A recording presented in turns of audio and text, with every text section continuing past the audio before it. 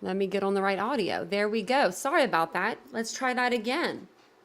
Hello there. Good evening, everybody. Welcome to tonight's live. Oh, let me turn down my volume there. If you haven't checked out our channel before here, we do talk true crime daily. So don't forget to subscribe if that's something that you're into. We love to have new subscribers. We love to have new members, all the good new things. I see that we have a lot of our members in the chat, which is awesome. I love that. I was actually just trying to, it took me a minute to get on here because I was waiting for a couple more replies to come through. I was doing a little poll on Facebook for one of the parts of the case that we're doing tonight. So I wanted to see if I could get a Facebook poll really quick, which everybody probably thought, where's Tanya been? Because this girl doesn't get on Facebook and I came out of nowhere. So hello to everybody that's here. I see you all. We have some stuff to talk about. So, you know, we always have stuff to talk about. Even if we didn't, we still would. So I see everybody's here. Something going on in Ohio. Jan, did I see something? Oh, what's going on? Another tornado? For real? Jan, what? Where have I been? Where at in Ohio? I'm like looking at the weather because we had a tornado here. So let me get my camera on here. So we had a tornado here where I'm located back 3 years ago, and it wiped out. It was devastating. It was devastating. It wiped out, the closest city that I'm to is Dayton. And I think I'm not good with like knowing the area of Dayton. I don't go there very often, but I think it was like Northwest or something was like completely wiped out, just gone, like gone. I slept through it. We had like 7 or 8 touchdown that night. And Vincent, he was awake for it for like the 2 seconds it happened. By the time he said that he got up and he got ready. And then he was going to wake me up, I guess. It already passed over, so. But oh my gosh, I can't believe that this is the third one today. Oh my Lord. Well, yeah, because it's going to be raining here, it's saying. Wow. Well, the internet's good. That's all I know.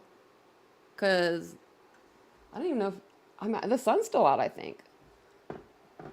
Hold a second. Let me just scoot my little self back here for a minute. Let me look outside. Yeah, I mean, it doesn't look that great. So I'm close to like Dayton area. That's crazy though. We don't need any more tornadoes around here. We're cool. We cool. We are so cool with tornadoes here. Yeah, we just literally rebuilt our community. Like so the apartment in front of ours just got the door painted finally. Finally got the door painted. They put a new one on not even a month ago. So no tornadoes. Man, some damage though. You stand outside watch. See, I was always the person when I would hear like tornado warning or watch, it would say tornado watch. My mom would get us in the hallway because we didn't have a basement. So she's like, okay, get in the hallway, and I'm like, I'm cool. I'm cool. I don't need to shelter in place. But now that we've kind of been through one, now that I've seen the devastation like firsthand, when we walked outside the next day, it was like whole different world. So it's just crazy. It's hotter than a June bride on a feather bed. Summer. It's been hot here today. I actually went down to the pool for about 20 minutes. I got 20 minutes and I had to come back up. Something happened, so I had to come back up. So I was like, oh man. But wow, I didn't know that there was tornadoes. That's why I live in Ohio, kind of, because there's never any tornadoes. That's where we stayed. I don't live down in like, Tornado Alley or anything. It's just Ohio. But I guess it's just the difference in weather everywhere.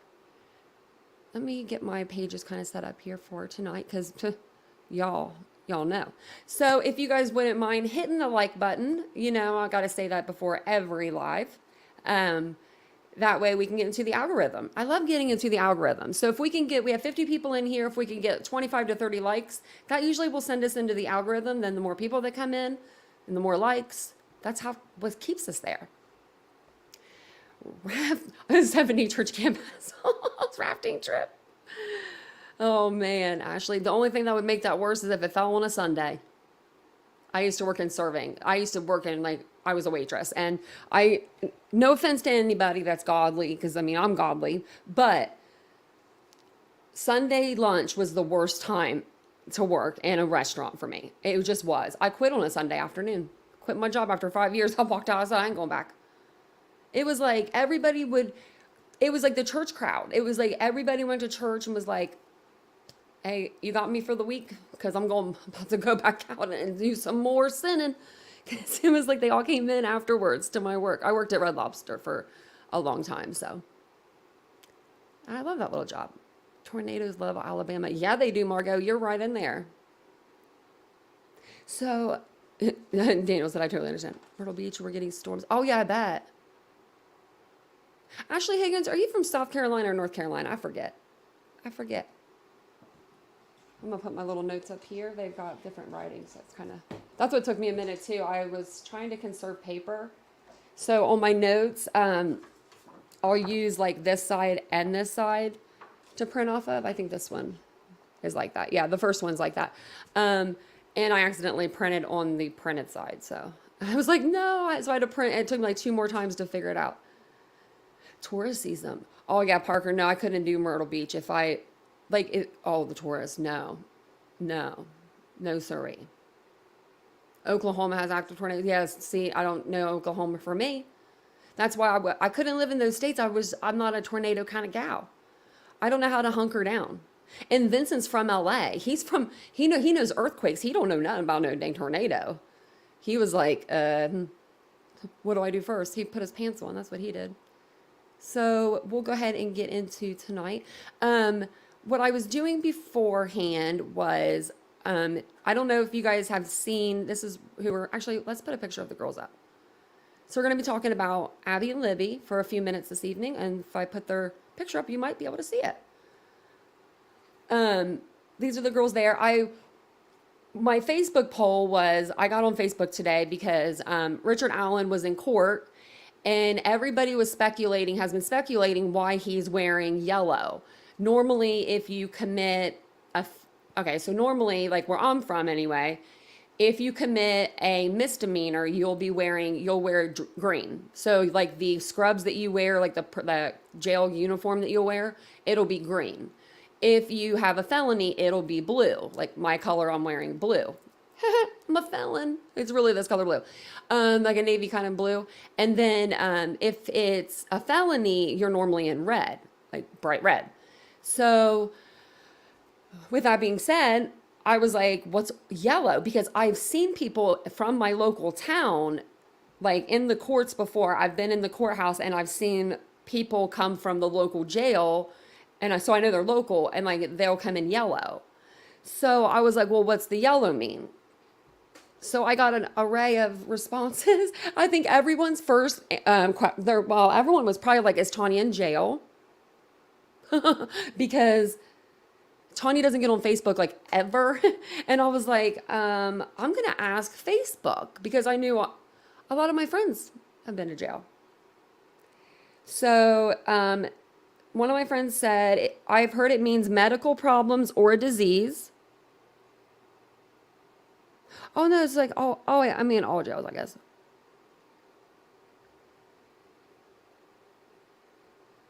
I put like the county jail that I'm from. So it says medical is yellow, red is high risk, green is misdemeanor, blue is felony. And then I'm just looking. It says transfer maybe. So it could be transfer or medical. But I was thinking it might have been medical because Richard Allen was in court today for a couple motions hearings. If you haven't been following the case, I have a playlist, but we'll be covering it from the beginning to the present in the near future. So If you didn't get to see a clip of him today, he was in court, and I'll show that here in a moment. He looks dreadful still. So I was wondering what the yellow was about. Now we kind of have an answer. So I'm thinking it's probably medical or transfer. I mean, like my friend said, because they want to be able to see you if you're running, I guess. If it's a transfer.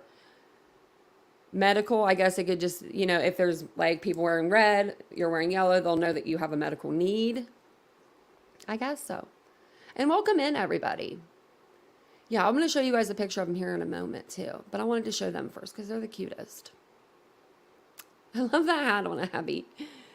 The hat. And Libby's strength is everything. So if you haven't been following this case, Richard Allen, let me put a picture of him up so you can see him, what he looked like when he went in, is accused of brutally slaying the two girls I just had on the screen, Abby Williams and Libby German. This happened in Delphi, Indiana. The case started back in 2017, and Richard Allen was arrested October of 2022. Richard Allen has been housed at Westville Correctional Facility. He has been there since November of 2022. So that's his mug shot there. So one argument today that came forth for his hearing was to get him housed at Cass County Jail because of his declining health. So when he went in October, he looked like that October 2022. And then this was maybe 2 months ago. So definitely not an improvement. Definitely a decline. So one argument was to get him, housed in Cass County Jail because where he's housed at right now, Westville, is a prison. It's for the worst of the worst, which if he's convicted, he'll be the worst of the worst. But he's not convicted yet. So they got to do something about him. He looks bad. The judge is going to make a decision in that. We're not sure when. I don't know when they're going to make a decision actually for that. But the Cass County Sheriff said today, in his words, the Cass County Sheriff said, "We don't want him. But if the courts order them to house him, they'll be able to house him safely and securely." But he literally said, "We don't want him." I was like, oh, no, he didn't.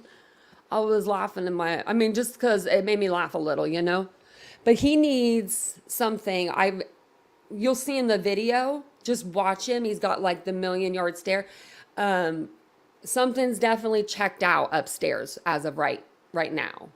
Like, I don't know if this is all,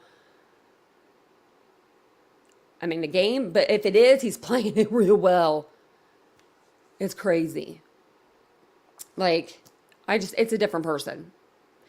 They said that they can't, his lawyers, they said that everything is like filmed. They can't get any alone time with their client. I'm assuming they're not feeding him well. They're, I guess, shackling him up, like tracing him around the prison and stuff, things of that nature. So they're not treating him very well.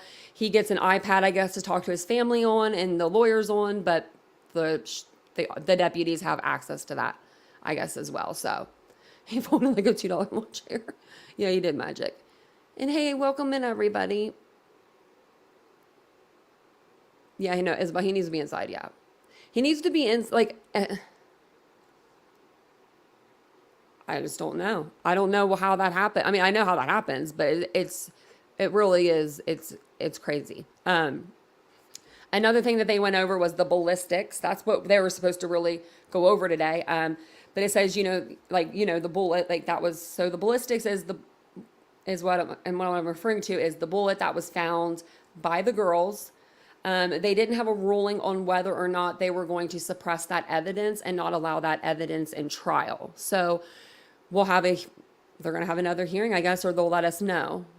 Both the prosecutors and the defense referred to incriminating statements made by Richard Allen while he's been in custody.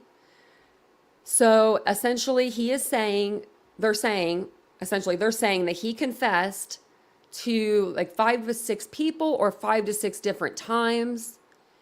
I even heard that he may have wrote the warden of the prison and maybe said something. But we're not sure exactly what was said because everything's been gagged in this case as well. It's been really sealed and tight-lipped, which, I mean, we got to respect the court systems, especially when you got 2 little girls, that are in the center of this. But this has been going on since 2017. Do you think it's the jail, like where he's housed, or do you think it's because he's feeling guilty, like he's feeling some type of way, or do you think it's really the jail and like he has no control? I'm wondering. He is in a prison now. I've always heard, and this is just what I've heard. So, and I've heard this from somebody that was in prison.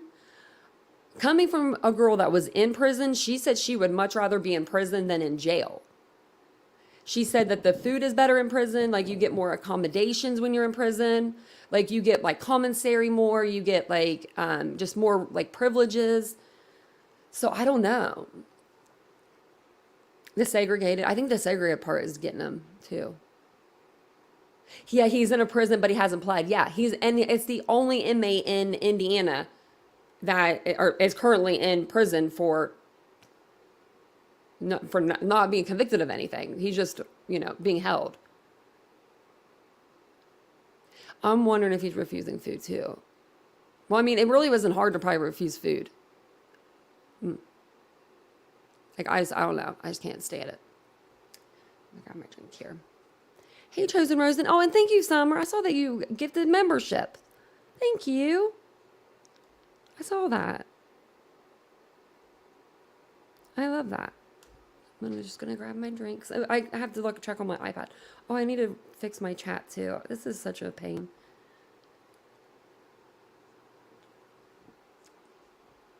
And thank you again for being here with me. I appreciate it so much.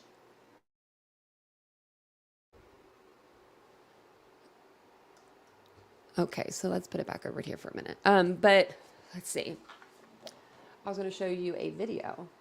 So what do you think about him essentially confessing 5 or 6 times to people? Do you think that they really didn't go into detail? It was kind of, and they'll go over in the video, they said something about it, and then all of a sudden it was sidebar, and it was hush hush. His life was threatened in jail. Oh, so he requested he be moved. So he moved, and now he wants to go back. He would have better medical care at the corrections too. It makes no sense. Yeah, Tracy, you're right. You would think a prison would have, I think a prison would have better. I don't know. Because they have nurses, they have staff on hand. They're a prison. Like they have you know what I mean? I mean, I know that jails have people on hand, but they're just not set up the same.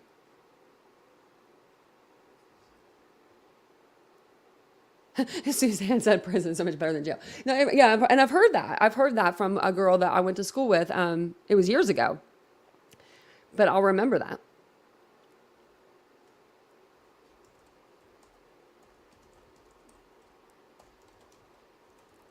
I'm sorry.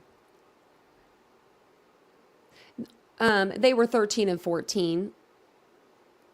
Cheryl. Abby, she was 13. And Libby was 14. So just babies. And them going on that bridge, like that whole day, what got me and got my heart in this case was those little girls they're a state away from me, and they literally were doing the things that I used to do as a kid. Like, I remember going out to an old bridge with my cousin, and we would go through the creek to get there, and we'd pack little lunches. We thought we were so stinking cool because we could sit up on the, on the creek or up on the bridge, and it was a wooden bridge and it was old. It felt like it took forever to get there, but it probably in reality only took maybe 10, 15 minutes walking. But when you're that little, or young, even younger than them, I was probably even a little bit younger than them. You just think that's a long time when you're walking in the woods. So, and they were on a bridge. They're way braver than me. They were on a high bridge, Not me. No way, Jose. Keep them away from Arkansas. Yeah, Kelsey, the sister. Yeah. Yes. Oh man, that's so sad. So I'm going to show you, let's show you guys this video that'll kind of go over everything. And this is going to show you what actually right when I put it on, you'll see how skinny he is. They physically had to hold him like up. So I guess he was like rocking or something. And I don't know if they have like a gait belt on him or like, you know, like, I don't know what they're called or like whatever the belt is for the handcuffs. I call it like a gait belt, but that's what they use for like physical therapy. But you know, like they're like holding him up by that. They're like, oh, hold on there, buddy. You're going to fall over. Like, don't let him fall over. Like this was the best coverage that I could find of him. Like walking. Yeah, he looked frail. Yeah, he looked, and his eyes are just not there. They're just not. So that's why I'm wondering about the confessions. When were these confessions supposedly, like, when did they happen? Because I'm all for this guy going to prison for the rest of his life for these girls. Like, I'm all for that. But, like, just, there's something going on here. Like, there's something, maybe they just need to move him. But, I mean, if they move him and then he gets, is he still going to be segregated? Because he's going to he's going to get the shit knocked out of him. No offense. But, I mean, they can't. I mean, they're not going to be able to put him. Well, the Cass County sheriff, he said, we don't want him, but he did say we'll take him and we'll keep him safe. So, you know. If he's confessing, then, yeah, the state needs to let him plead out. Like, take him and, yeah. Yeah, pass the time to walk across them. Yeah. We used to go through the little, like, the wooden bridges. It was just fun. We thought we were doing something cool. I love the person that walked him into the courthouse today. The hair is amazing. Flawless hair. Probably the youngest officer I've ever seen.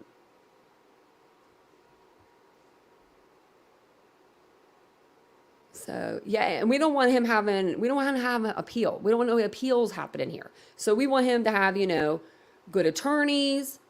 We need him fed. Maybe give him a brain vitamin every day, get his brain working and stuff. He needs something because we need to make sure he's tip-toppity for court. Because if not, then he can come back on appeal. And then that's just, really bad. He's still married. Yep. I don't know if she was there today. I'm sure she was. But I know the last time that she was there, like the last court hearing, I guess he walked in, he mouthed, I love you, and she mouthed, I love you back. So, not a day in my life. I don't know. That would just be me. But I'll go ahead and play this for us. I'm going to turn the closed captioning off. There we go. Breaking news, a huge day of hearings in the Delphi Murders case. We now have a trial date for that case, and we really heard some explosive new information about what's happened while Alan has been awaiting that trial. Senior investigative reporter Bob Siegel was in the courtroom today. He actually begins our team coverage tonight. Bob, fill us in. Well, the date we've got circled on our calendars now is January 8th, 2024. That is when jury selection is now scheduled to begin for the trial of Richard Allen, and we're told that trial will likely last about 3 weeks. Now, the bombshell that we heard about here in court today, the Carroll County prosecutor said Richard Allen has made incriminating statements in prison. Prosecutor Nick McClelland said Allen, and I quote, confessed 5 or 6 times to killing the girls. He did not go into more detail than that. Allen's defense attorney said the alleged statements were generic, and he said, quote, the jury's going to hear all about that when the time is right. Now, we did not have a hearing today on ballistics evidence. We were expecting that to happen, but that's now going to happen later to determine if the state can tell jurors about some ballistic testing that allegedly ties an unspent bullet at the crime scene to a gun found at Allen's home. I was in court just inches away from Richard Allen, and he looked very frail and unsteady today. His health was a big part of today's hearing. His defense wants the judge to move Allen out of the maximum security prison where he's currently being held and move him to the Cass County Jail, which is just about 20 minutes from Delphi. They told the judge the state prison is having a terrible impact on Allen's mental and physical health to the point where he's having trouble assisting in his own defense. The warden at Westville Correctional Facility testified that Allen is the only pretrial inmate held at the maximum security prison right now, and for the last 5 years that the staff have been there. And Allen's attorneys say they can't get any privacy at the prison because they say all of their meetings with their client are being videotaped by prison staff. Today, the judge ordered that to stop, and there's a whole lot of issues left in the coming weeks and months for Judge Fran Gall to be deciding. Right now, my colleague John Durand is joining me. John, you were here at court all day. And again, there's a lot here. Explain what's coming up and what lies ahead. Yeah, well, Bob, we got a long way to go, at least 6 months until that murder trial gets started. Judge Gall still has a lot of motions to decide on before that does get started, including what was supposed to be the most contentious piece of today's hearing. That's getting pushed to another day altogether. And that was Richard Allen's defense team motioning to suppress ballistic evidence in the case. Allen's attorneys have raised questions about the state police crime lab's tests that investigators say links an unfired bullet at the crime scene to his gun. We'll hear those arguments another day, but no date is set for that hearing. The judge is also considering the release of unsealed documents in the case. These documents could provide more insight into the probable cause for the arrest of Richard Allen. Tonight, Allen is currently on the way back to Westville Correctional, a maximum security prison. Allen's attorneys want him moved to the Cass County Jail, which is much closer to here in Delphi. The prosecution says this potential move is only about convenience for Allen's attorney. So the judge heard those arguments today. However, we'll be making a decision another day. Jenny, Felicia, a lot can and most likely will come between now and the start of the trial, January 8th. Okay, yeah. So I don't know if I think they went over that in this video. I had like 14 videos pulled up for y'all. But basically they're going to have a Franks hearing. And what that is, it's a court proceeding where the court is asked to determine if the police officer involved lied in obtaining a search warrant. So basically that's what that is. If you needed the legal definition, because I needed it when they said that today. I was thinking hot dog Franks. So it sounds like the trial will start in January. It does sound like the judge is going to unseal, though, some of the documents. So that's good news. We have heard that the judge may unseal documents. So if the judge Gall does, or if they're going to bring in another judge, I think Teresa said they might be bringing another judge. I will be on a live to go over that with y'all. Also, we will be covering this case again. I have a playlist. So I have a playlist over the, I think it's under Abby and Libby, maybe and then Delphi or something. So I have like a timeline. The video is older, and I had a mic, but the sound quality might be a little not the greatest. It might just be like really like not echoey, but just loud. But I really put a lot of work into those little videos when I started. So if you want to check them out, they're there. And then we'll be doing full coverage of this again too. So we're going to start. We read through the probable cause affidavit. I don't even know how long that thing was, but it was long. Why do I feel like it was longer than Koberger's? Like 30 pages, 20 some pages. I don't know, but I read it twice in one day. And I was like, Yeah, Avery, I don't know though. I always see it the other way. I think he's there. I mean, he put himself there. I don't know. And he's in the same clothes. But the only thing that gets me thinking is I need to see the height. If I knew the height of the person in the footage, then I would like be more assured, because Richard Allen's only like 5'4". He's short. And the bridge guy looks like he's a little taller. But let me see if I can bring him up. Like under. But I mean, I don't know the height of that person. Let's see if we can bring up an image. And you know who has a really good animation?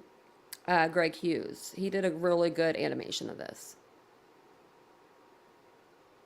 So I guess there's two. One of them says original and one says enhanced. Oh, thank you.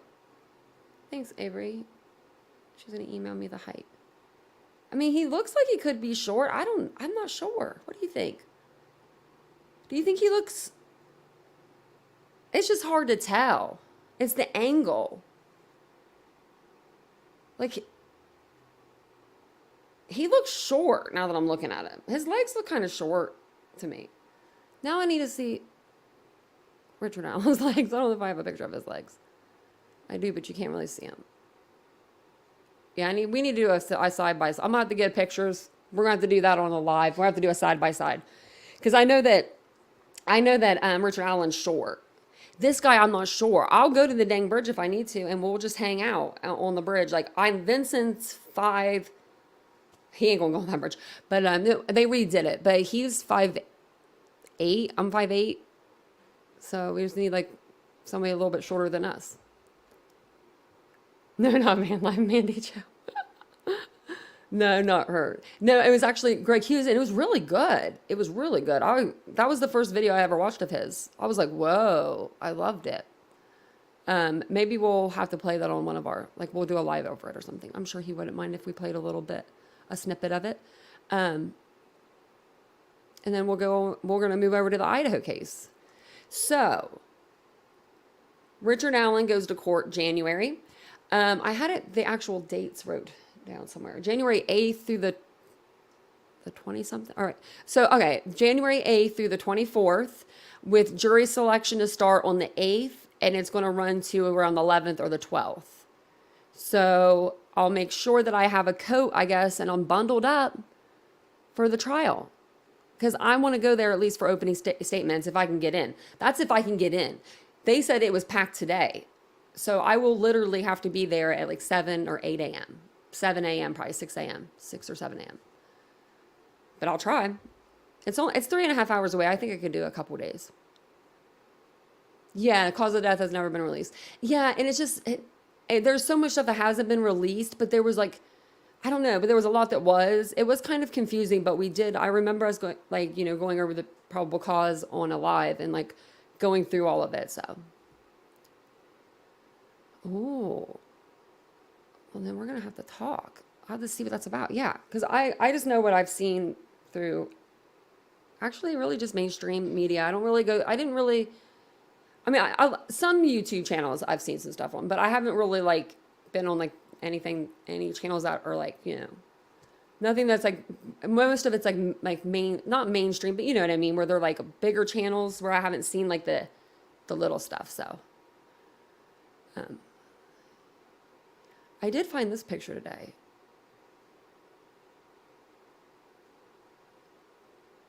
So this picture is so old. So we were going back, and I'll check my email here in just a moment too. I'll have to exit out of the screen. TV gonna fight jail. Yeah, well, I need someone to make me a shirt that says media, because I'm definitely wearing that. I'm gonna wear and I'm wearing a trench coat, and I'll have a pipe with like fake smoke coming out of it. I'm gonna do the whole 9. I'm gonna have like maybe what's it called? Can't think of it right now. An oracle, for my eye.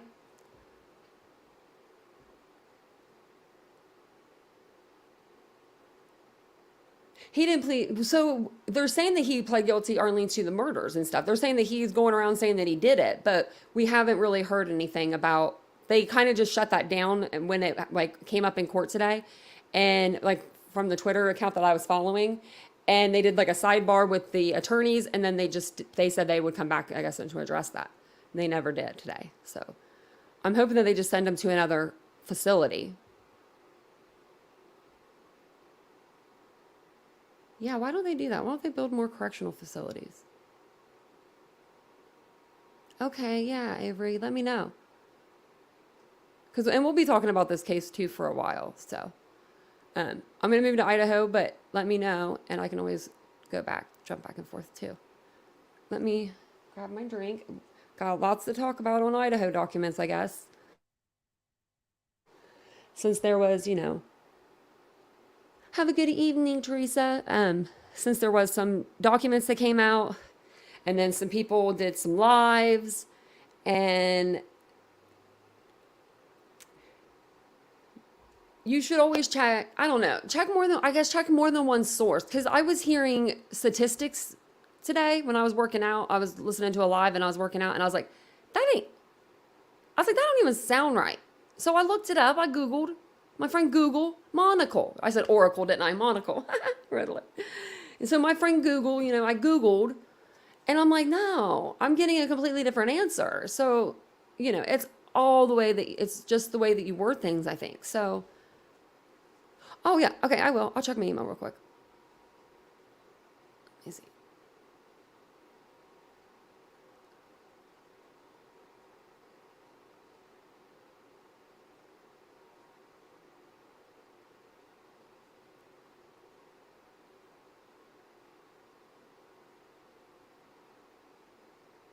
How tall is he saying? Okay, because I'm not good with math. Avery, I'm not good with math. Is it okay if I put the picture up here? Probably.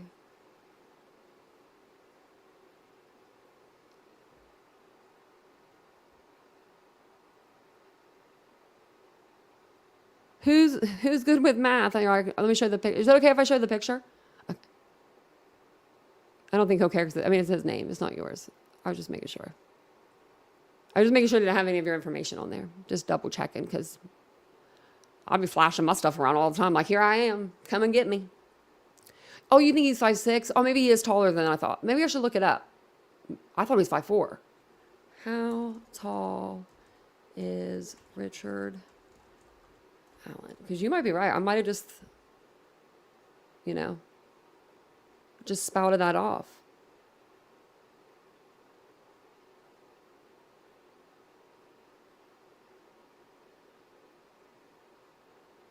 So it says that the investigators said that the bridge guy was between, where did it say that? It said between 5'6" and 5'10".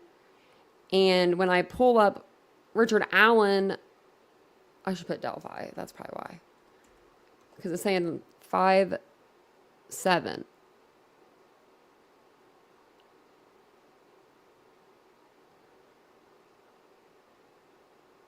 But this is saying he's 5'4".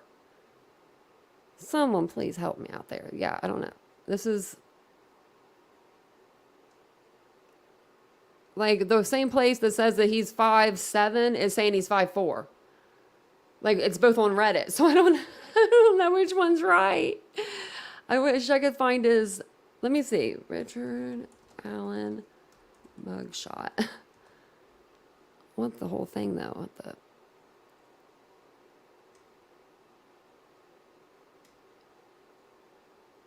That's weird.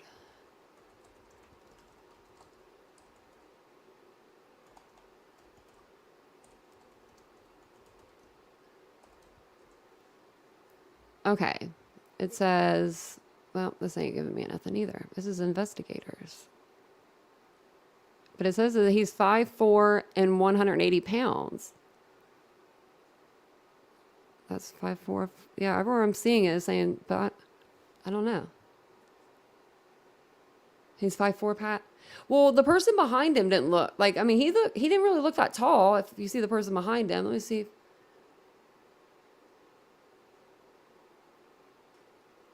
Like,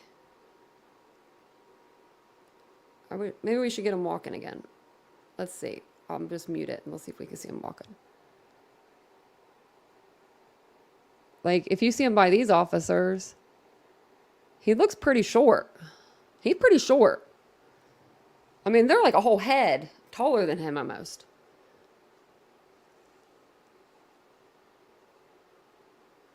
Oh yeah, he is. Yeah, he is. He is like leaning forward too. But well, we're gonna have to get down to the. We're gonna have to get down to the. He's taller than Tommy.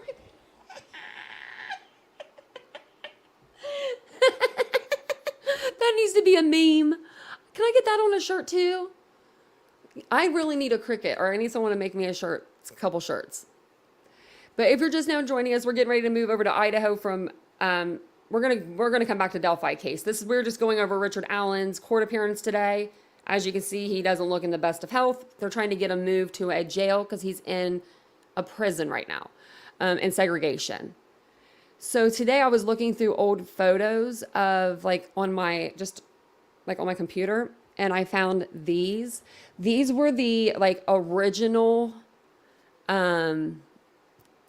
floor plans. If you guys remember when the Idaho case first broke, they came out with this floor plan, and this was when they had Bethany and Dylan both on the first floor before they moved, Dylan to the second floor where her bedroom was. But I was like, man, this is old. So I wanted to show this to you guys because I was like, this is really old. But basically we stopped the live last night with the podcast with the arrest of Bryan Kohberger for the Moscow homicides. If you missed the last two lives that we've had, we've been listening to an excellent podcast.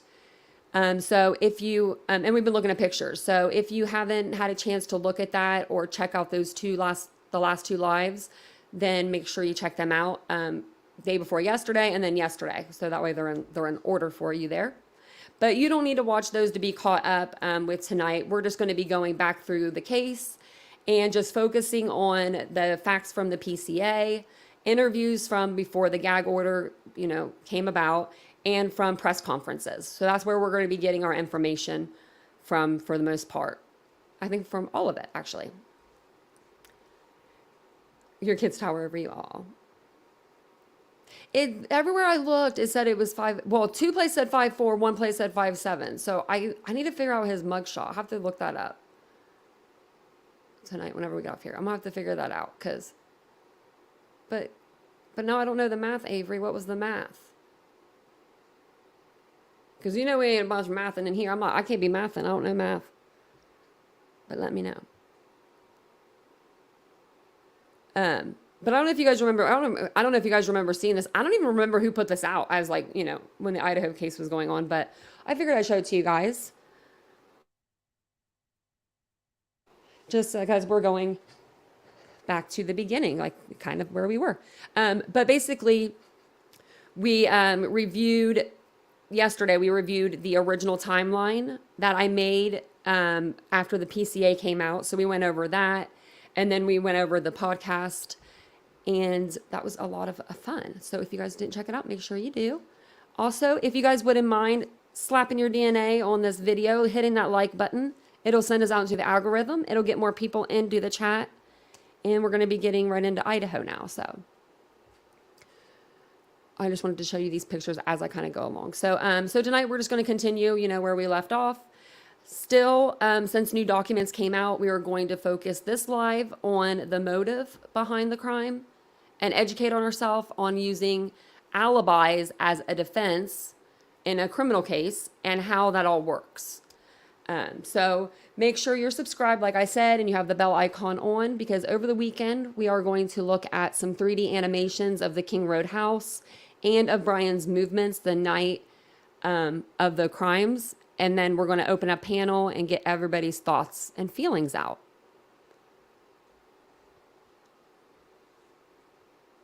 So this was the first floor. This will be the second. And just remember in your minds, I don't know if you guys remember this, but it was extremely hard for people to figure out the inside of that house. People were on Zillow. I was on College Pads. There was people using all kinds of different forums to try to get this layout. And I remember a few creators, they finally came out with a couple that weren't quite right, and then they finally nailed it. When it was really Asget when she came out with her video. After she fixed, Dylan sleeping on the first floor.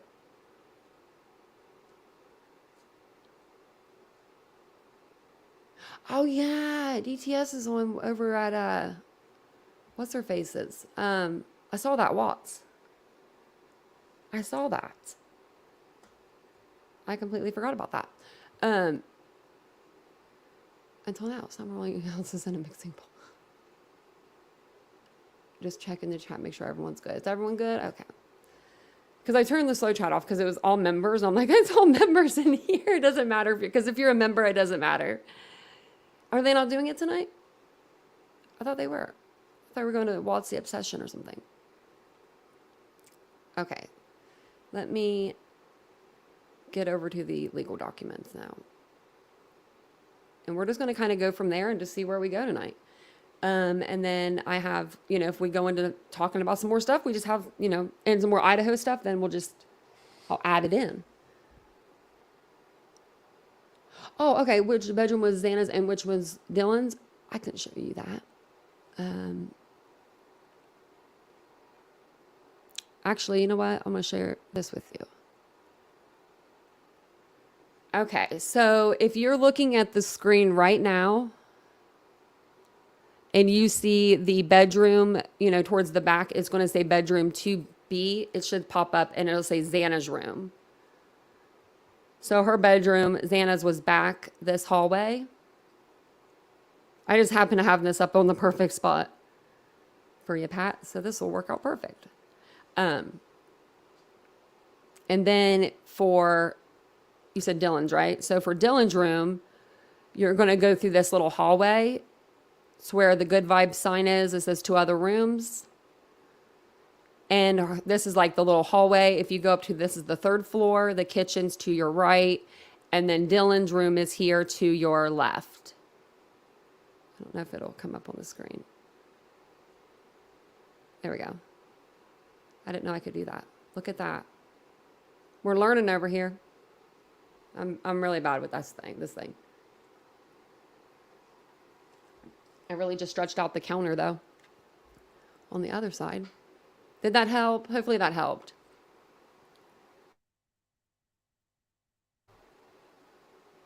Oh, yeah, because they're not on their channel. Mandy is super mod.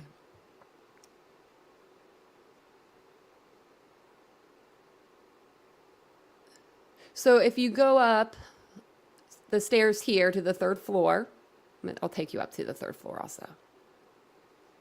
So we were right here. Right here is Dylan's room.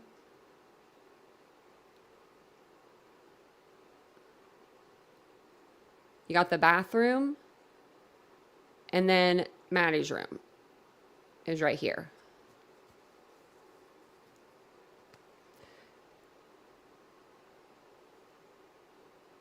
I'm wondering if I could. I'm really bad with this thing. Sorry if I'm making you guys like sick. Oops. I just like messed up my own screen. That's probably why I'm not doing it very good. Okay. We go back down. I'm trying to see exactly.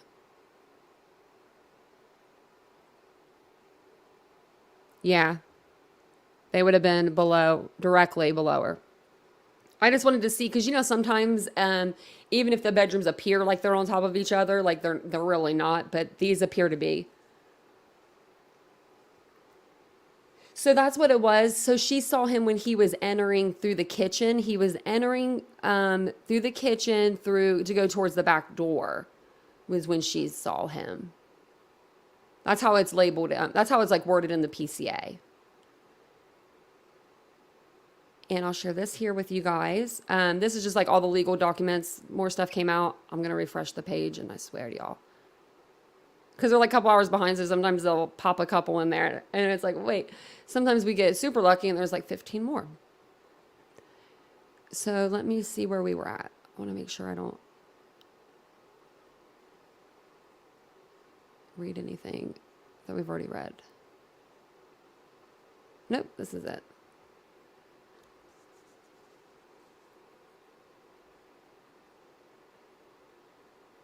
With BK on a hoverboard? No, She's the one that got her video stolen from Van. She's the one that did the animations of the house on TikTok. I actually showed them on my channel. I'm surprised that I didn't get hit with a copyright from Van Life, even though it wasn't her content.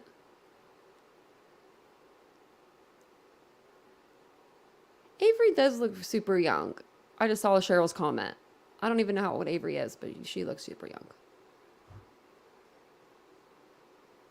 You have grandchildren? I didn't even know that. I just saw Summer's comment. Hello, Trina.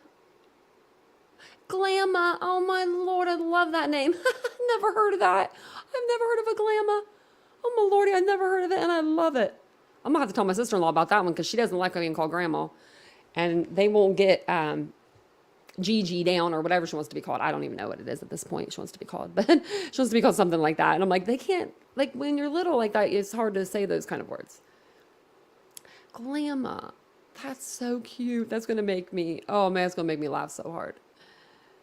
Okay. So basically the internet's been up in arms. I don't know if you guys have heard any other lives that's going over any of the legal documents. To me, it just looks like what's supposed to be going on in court proceedings. So we're going to read through them. We're going to get your comments on them and thoughts. So the first one here is going to be the defendant's reply to state supplemental response to defendant's motion regarding grand jury record and transcript. And I'll give you like a summary after each, article too, so it's a little easier for everybody to follow. If you guys wouldn't mind, I'm going to be reading for a few minutes, so don't forget to hit the like button. It does help. I have my camera off right now because I'm going to be reading, and I'm always looking crazy on camera when I'm reading, I feel like, so. Don't forget to like the video, subscribe to the channel. We would love to have you. Also, I am going to put the link for our channel membership in the chat before we get started. So this is State of Idaho versus Bryan Kohberger. It says, comes now Bryan C. Kohberger, by and through his attorney, Ann C. Taylor, public defender, and hereby replies to the state's supplemental response to defendant's motion regarding grand jury record and transcript. The state argues that Mr. Kohberger is only entitled to an audio recording and or transcript of the grand jury proceedings and the grand jury notes, but not the other enumerated, I can't even say that, I'm not even trying that again, items set forth in Idaho Criminal Rule Code. It says the state also objects to a qualified protective order, preferring instead to keep requested materials protected by adherence to the word sealed. And that's what they've been using all along, is like the word gag. So I don't know why they're kind of switching that up. Release of the grand jury proceedings governed by rule and statute are materials necessary to Mr. Kohberger's defense. So basically what they're saying is something is in the grand jury, like there's something there that was said in the grand jury or withheld from the grand jury that is going to help, Bryan Kohberger. So it's saying release of the grand jury proceedings governed by the rule and statute are materials necessary to Mr. Kohberger's defense, Article 1, Section 8 of the Idaho Constitution, Idaho Criminal Rules 6, and Idaho Codes 19-1001, 19-2021, and 19-1201, and another one, 19-1401. Provide authority for release to Mr. Kohberger. Good cause is not required, but exists to release all items in Mr. Kohberger's motion as set forth below. Then it's just going to give you the procedural background. Mr. Kohberger was indicted by a grand jury on May 16th, 2023. He filed a motion to make available the record of all proceedings of the grand jury pursuant to ICR 6.2 and a motion requesting release of grand jury materials under qualified protective order on May 19th, 2023. So Kohberger is asking for, like I said, all of the grand jury. He wants to know everything that they said during the grand jury. Now, they're not saying that they're not going to give it all to him. They're just saying that, he can get the audio version of what happened. It says the parties were not able to reach an agreement regarding the release of grand jury materials, which resulted in the state filing their state supplemental response to defendant's motion regarding grand jury record and transcript on June 6, 2023. The defense reply follows. Mr. Kohlberger has a legal right to challenge the grand jury indictment, and the court should release all records requested in his motion. Well, of course, yeah. Mr. Kohlberger faces charges of 4 counts of first-degree murder and 1 count of burglary. Because of the first-degree M charges, the state can file notice of an intent to seek the death penalty. After Mr. Kohlberger's early January court appearance, counsel for Mr. Kohlberger and the state planned for a preliminary hearing scheduled for the week of June 26, 2023. A preliminary hearing would have allowed the defense to challenge evidence the state claims to have against Mr. Kohlberger. The state, as its option, chose to proceed with a secret grand jury. Now, I'm just going to say right here, there's nothing wrong with what the prosecution and what the state did. They have every right to do a grand jury. They have every right to do that. There's nothing nefarious in it. They have every right to do it. Because I've heard a lot of the channels talking the opposite. So I'm going to talk the opposite. Like, I've seen it. Let me fix my chat. Sorry, guys. Someone tell me how to fix this so it doesn't mess up. I don't know why it still is messing up. A grand jury was impaneled at a time when the small community of Moscow, Idaho, had been exposed to 6 months of intense local, national, and international media coverage. Because the state has provided an extensive discovery, Mr. Kohlberger knows that exculpatory evidence exists. I'm going to read that again. So it's saying because the state has provided extensive discovery, Mr. Kohlberger knows that exculpatory evidence exists. Whether a fair and impartial panel of grand jurors was assembled amidst intense media coverage is a significant question the defense must evaluate. And then it gives the state versus Roberts here, gives an example. Whether inadmissible or exculpatory evidence was presented to the grand jury is a significant question the defense must evaluate. And while there are many other legal arguments Mr. Kohlberger may pursue related to the grand jury proceedings, how the grand jury was selected, and what evidence was presented, illustrate good cause for the defense need for all materials set forth in its motion. Mr. Kohlberger is entitled to pursue relief on a single error or cumulative errors. To determine if there are cumulative errors, good cause exists to review all items requested in his motion. Cumulative error exits when the cumulative effect of the errors and indiscretions, none of which might have been enough to tip the scale, operate to the defense prejudice by producing a biased grand jury. I'm trying to go through all this, so I don't have to read the nonsense to you. Under the doctrine of cumulative error, a series of errors harmless in and of themselves may be a great show the absence of a fair trial. Mr. Kohlberger is entitled to request the proceedings be stayed while he challenges the indictment.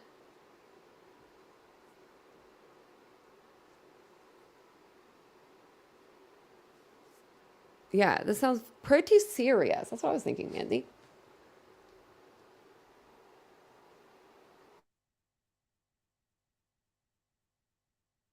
I'm going to go back through and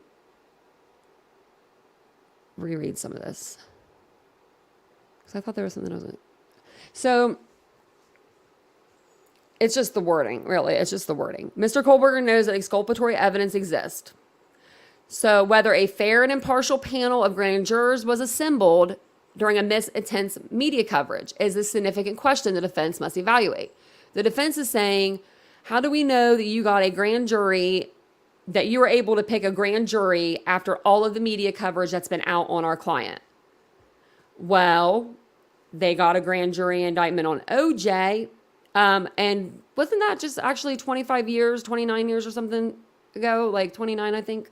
The other day, there was like an anniversary of the Bronco chase. So pretty sure you can find people that don't know about this case. They might not be in YouTube land, but you can find people. Maybe I should do that. Maybe I should do a panel on Facebook and be like, let me know how many people know about this case, and ask them like a couple questions to see like if they really know it. Do you know what I mean? Like, I should do that. I should ask like maybe a few of my friends.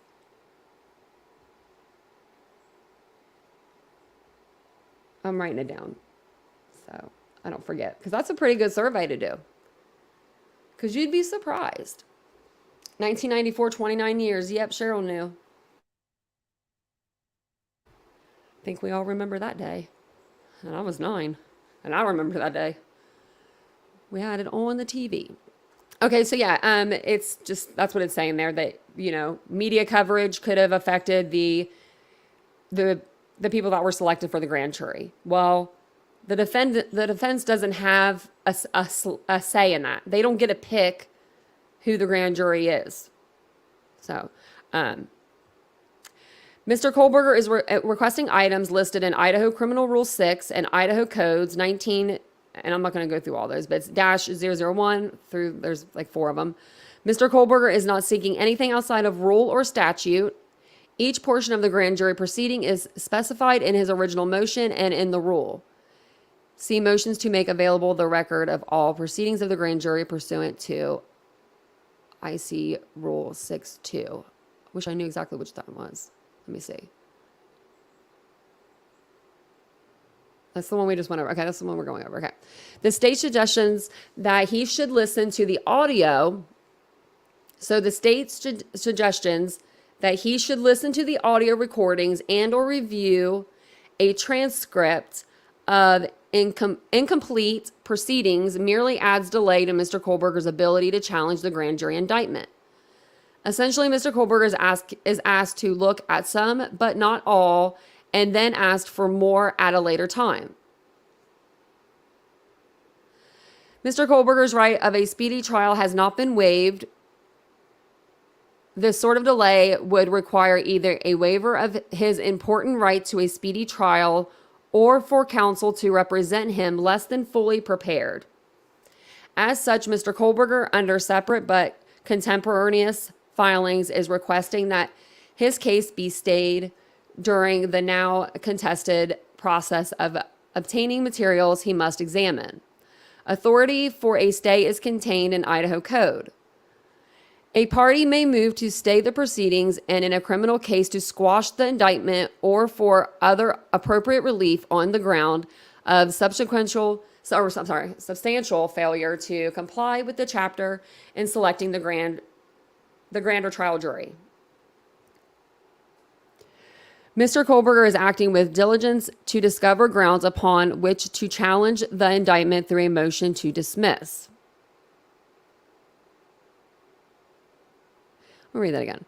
He's acting with diligence to discover grounds upon which to challenge the indictment through a motion to dismiss. That sounds like he's trying to find something. Like, I don't know. I don't get that. He should know what he's looking for. The state's obstruction of release of the full grand jury proceedings is creating a necessary delay. And also, before anybody comes after me about this whole like alibi thing and all of that, if somebody asked you on November 13th, where were you between the hours of 12 a.m. and 6 a.m., I'm pretty sure that we can all tell them where we were. I could, but maybe that's because I have no life. But I'm just telling you I could right now. And I'd have a witness. And I'd have another alibi because I'd have my watch, my phone, my AirPods that are connected to my car keys, my Google. That bitch listens all the time. She always be listening. She acts like we don't hear her going boop, boop. She makes that noise. I'm like, oh, she listening. Yeah, he would have pled innocent if he didn't have an alibi. Yeah. And then him standing silent also is, I don't even think that made a difference when he stood silent. He pled not guilty. Like that, he should have just said it. Because, I mean, in essence, the judge just made that request for him. But it says, the case should be stayed until Mr. Kohlberger, that's fine, has complete access to all matters related to the grand jury proceedings and until such time as he can file an Idaho Rule 48 motion to dismiss the indictment. Or as Mr. Kohlberger is requesting, the court should order all grand jury records released so that defense work can be done. So Kohlberger is only requesting that the court should order all grand jury records be released so that the defense can get their ass on the ball, so they can start working. The state's reliance on State versus Abdullah for the standard that good cause is required is not accurate. Mr. Abdullah's grand jury proceedings were in 2014 before ICR 6.2, which was adopted in 2017. The rule does not require good cause, and if it did, good cause exists as explained earlier.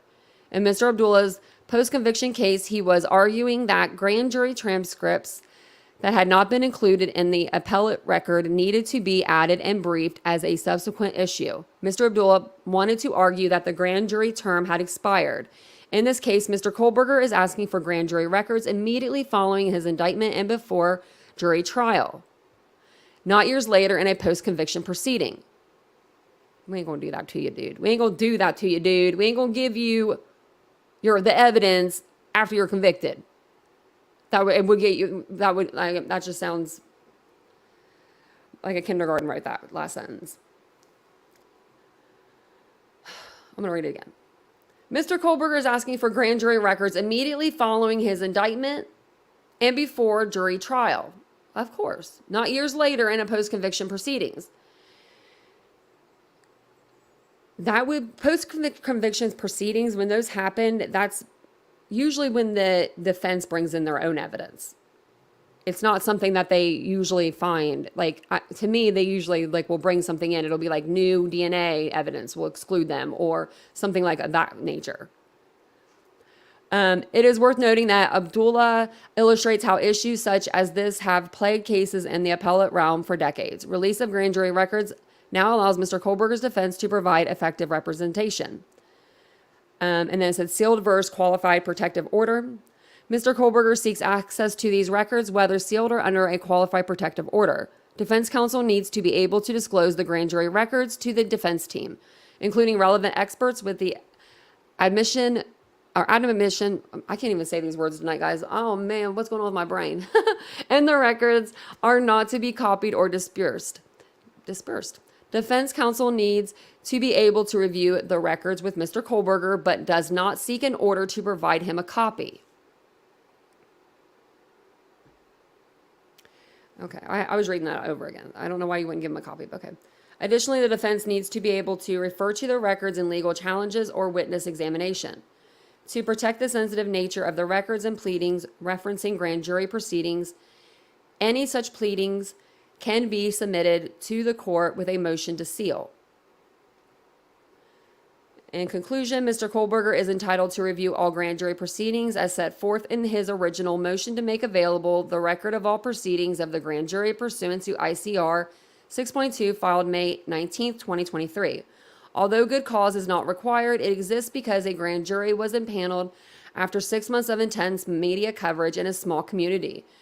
Exculpatory evidence exists, and there may be a single error or cumulative errors which require the examination of the entire grand jury record. He does not object to the records being sealed as clarified earlier. He agrees with the state that grand juror notes should be included in the records provided. Should the court release only partial records or transcripts, Mr. Kohlberger requests a stay of proceedings pursuant to Idaho Code 2-213 until such time as he is able to review. Request additional records, provide a sworn statement of reasons, and file a ICR 48 motion to dismiss. I'm going to grab my drink really quick.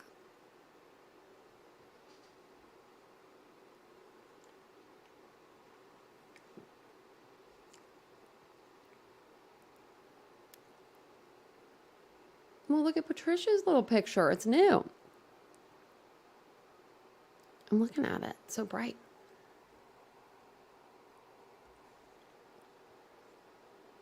I know, we got a full house in here. Look at that. If you guys wouldn't mind, smashing that like button, it really does help me and the channel grow. Help me help you.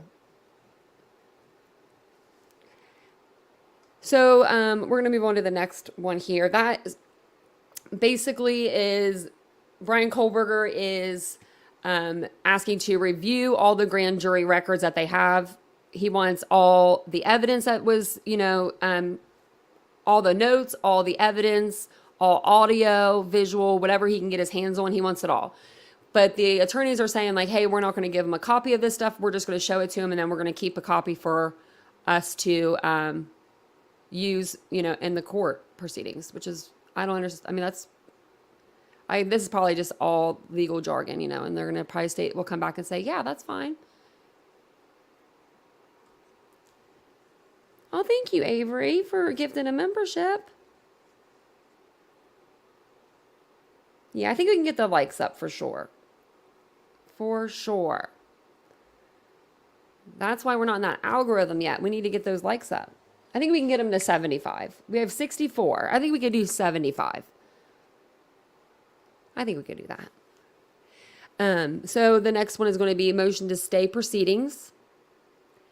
And this is from Kohberger's attorneys. Now Bryan Kohberger by and through his attorney Ann C. Taylor, public defender, and hereby moves this court to stay all proceedings in this case pursuant to Idaho Code 2-213. Basically saying like halt proceedings, like halt the time, like stop the the speedy trial, stop the clocks is what I'm getting out of it. This is going to be the same thing I just read, you guys. No. Okay. So it says procedural backgrounds. And let me know if you guys can see it okay. I'll blow it up a little bit more. Mr. Kohberger was indicted by a grand jury on May 16th, 2023. He filed a motion to make available the record of all proceedings of the grand jury pursuant to ICR.1- or 1.2 and a motion requesting release of grand jury materials under qualified protective order on May 19th, 2023. The state then filed their state's response to defendant's motion regarding grand jury record and transcript and a proposed order on May 30th, 2023. The parties are not able to reach agreement regarding the release of grand jury materials. In further opposition of Mr. Kohberger's motion for the preparation of grand jury records on June 6, 2023, the state filed their state supplemental response to defendant's motion regarding grand jury record and transcript. A hearing is scheduled for June 26, 2023 to argue this contested matter. So I guess put that back on the date. Put the 26 back on the books. Mr. Kohberger stood silent at his initial arraignment to preserve his right to contest the indictment. He also asserted his right to a speedy trial pursuant to the United States and Idaho constitutions. The jury trial is scheduled to begin October 2nd, 2023. Time is of the essence. By the time this court hears argument of the preparation of the grand jury proceedings, almost 6 weeks will have passed from the time of the indictment. Preparation of the grand jury record will then take additional time. Mr. Kohberger has the right and intends to contest the indictment. Idaho Code 2-213 allows the defense to seek a stay of proceedings within 7 days after the moving party discovers or by the exercise of diligence could have discovered the grounds therefore, and in any event before the trial jury is sworn to try the case. A party may move to stay the proceedings and in a criminal case to squash the indictment, or for other appropriate relief on the ground of substantial failure to comply with this chapter in selecting the grand or trial jury. Mr. Kohberger seeks to stay the proceedings as appropriate relief while the matter of the grand jury record is argued and prepared. He's exercising due diligence to discover the grounds upon which to file a motion to dismiss related to how the grand jury was selected. He is being delayed through no fault of his own. So he wants to file a motion to dismiss the grand jury indictment because of the way that the grand jury was selected. The way that they went about selecting the grand jury. Well, good luck with that, I guess. Mr. Kohlberger's request to stay proceedings until the grand jury record is prepared and he has adequate time to contest the indictment should be granted. The remedies allowed the Idaho Code 2-213 are the exclusive means by which a person accused of a crime may challenge a grand jury on the ground that the jury was not selected in conformity with this chapter. A stay of proceedings is appropriate. And conformity was like another word for compliant.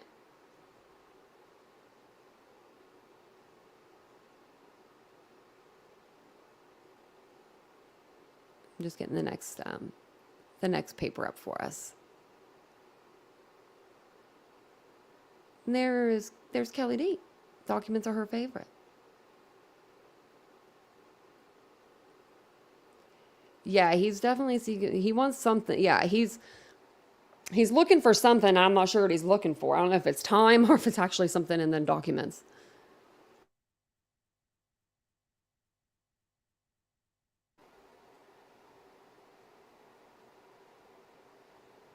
Okay, let me get back to the paperwork. There wasn't a whole bunch that came out today, but there was some new stuff. This is the notice of hearing. Let me blow this up for you guys. Okay. So it says, notice is hereby given that Bryan C. Kohlberger, by and through his attorney, and C. Taylor, public defender, will call on for hearing defendants motion for an exception or in the alternative to extended time for compliance with IC 19-519 in the above entitled matter on June 27th, 2023 at 1:30 p.m. or as soon thereafter as counsel may be heard in front of the Honorable Judge John Judge. Counsel for the defendant hereby gives notice of the intent to present oral argument and or testimony in support of said motion.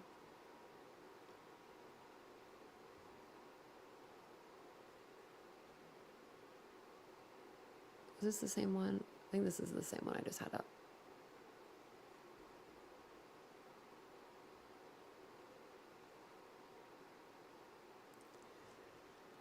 Let's see. Was that all of it? Oh no, this is, okay, never mind. There's a couple more. I was like, that seemed like it went too fast, but yeah, there's just a few more. So here it's just going to be the state of Idaho. It says, comes now the state of Idaho. This is going to be the state's response to the defense's request. By and through the Latah County prosecuting attorney and respectfully submits the following response to the defendant's motion for an exception or in the alternative to extend time for compliance with IC 19-519 filed herein on June 9th. So basically they're, going to give them an answer if they're going to extend the time for them or not, like stop the clock pretty much. The state acknowledges that the discovery in this case is substantial and ongoing. The state also recognizes that this case is currently set for jury trial, projected to last 4 to 6 weeks and is starting in less than 4 months. Balancing the above, the state has no objection to a reasonable extension of time for the defense to comply with its obligation under Idaho Code 19-519 with the understanding and expectation that the state will likewise have a reasonable period of time to respond to any pro-offered notice of alibi and with the additional understanding that any defense compliance with Idaho Code 19-519 occur by July 4th or 24th, 2023. So basically they're saying like, yeah, that's fine. Like you can take all the time that you, or not all the time you need, but you could take adequate time, not a whole, don't be taking the rest of your life. You know what I mean? We have a trial to get to, but they're going to give them time, because they know that this is a lot. It's a big case. It's 4 M's, there were 6 people in the house altogether, 7, including him. There's a lot of stuff to go through, a lot of evidence to go through. And before the prosecution can give all of that evidence to the defense to go through, they have to go through it themselves. They have to find what they're looking for. Like they have to, or look what they're finding. Like they need to just look at video and see for days on days on days, like hours on end. They'll be looking at this, video going, like different surveillance videos in the area. There's not just one camera they're looking at. They're probably looking at 20 different cameras or more. And then they don't have that many officers. That's why they have FBI in there and Idaho State Police. So 4 to 6 weeks, yeah. Well, I don't know. This case, I don't know. We went into Letitia's, and I think we were done. We were done with hers early. I mean, it's not anything like this, but I thought we would be in there for the whole 8 weeks. Exactly. Yeah, he was talking about it the day after the crimes too. Let's see here. So we got the notice of hearing. It's just telling you that there's going to be a hearing for for this matter on 6/27. So same date. Mark your calendars off for the 26th, it looks like, and the 27th.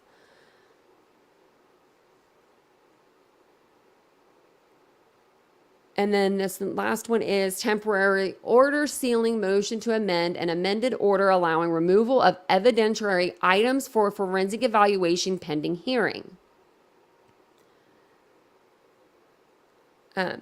Based upon the motion of the state filed herein, the court does hereby confirm and order that the motion to amend order allowing removal of evidentiary items for forensic evaluation and amended order allowing removal of evidentiary items for forensic evaluation are exempt from disclosure and are sealed pursuant to Idaho Court Administrative Rule 32G for the reasons stated in the said motion and until a hearing can be held on the matter.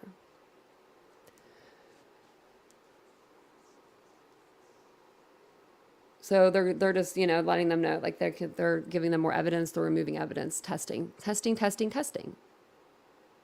mean, Lord, I've got 15 windows up on here now. Yeah. If I know that they say like, okay, you can't just produce an alibi and get out of jail. That's true. But before you enter the jail, you have an opportunity to speak with officers. He had an opportunity in this case to speak with U.S. Marshals, FBI agents, the finest of the finest. And as far as we know, he didn't say a word. We heard from a reporter from Pennsylvania that he said, was anybody else arrested? But as far as we've seen with our own eyes, we haven't seen him make a sound other than in court. Not a peep. We saw him with the bucket on his head, getting in the truck. We saw him with the bulletproof vest. We saw him walk from the plane to the car. He lawyered up. Yep, Kelly D, he sure did. He lawyered up fast.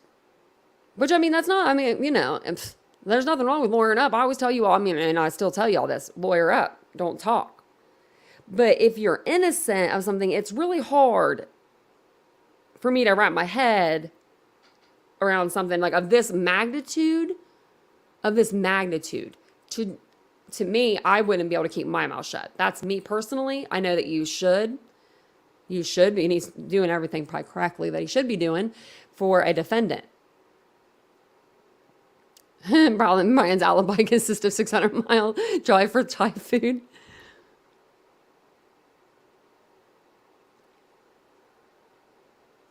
The bucket, yeah.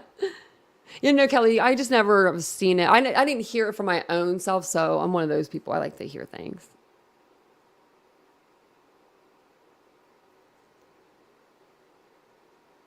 Cheryl, you can always go to jail if you want. I mean, if you always go to jail. Wait, you're from Canada, though. Don't you get free health care in Canada? Hold on a second. I'm like, wait a minute. You got the free health care up there. I'm coming to you. Cheryl, move over. Make room for me, girl. I'm coming up there. And they wouldn't even allow me over the border. They wouldn't. They say, they do a metal detector. I have a metal detector on me. And they would be like, beep, beep, beep, beep, beep. And they'd be like, yeah, you're not allowed in this country. There's too many problems with you. That's really awesome, though, that Canada has free health care. I mean, I'm sure that there's not, there's probably like, you know, less things that you probably have things that you would wish that you had that we have here. So I was just going to go over this a little bit with you guys. And then after this, we'll end the live. And then tomorrow and Saturday, I have some really big lives planned too.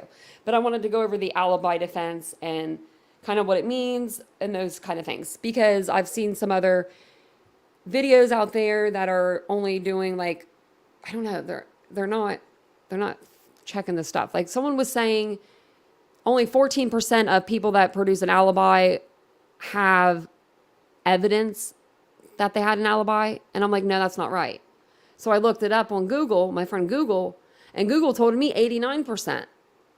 So I just threw that in the trash. I was like, I'm not even gonna bring that on the live tonight because like that right there, you know, it's just like, it depends on how you word things, I think, and you're gonna get what you're looking for. Do you get what I'm saying? Does that make sense? Look, you're gonna find what you're looking for if you put the words in right.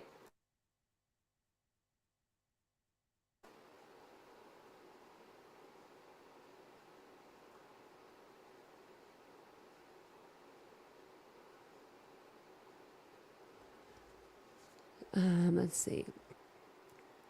Oh, free healthcare, but you have to wait forever. Oh, yeah, I can't wait forever. Actually, I can. I've been waiting forever.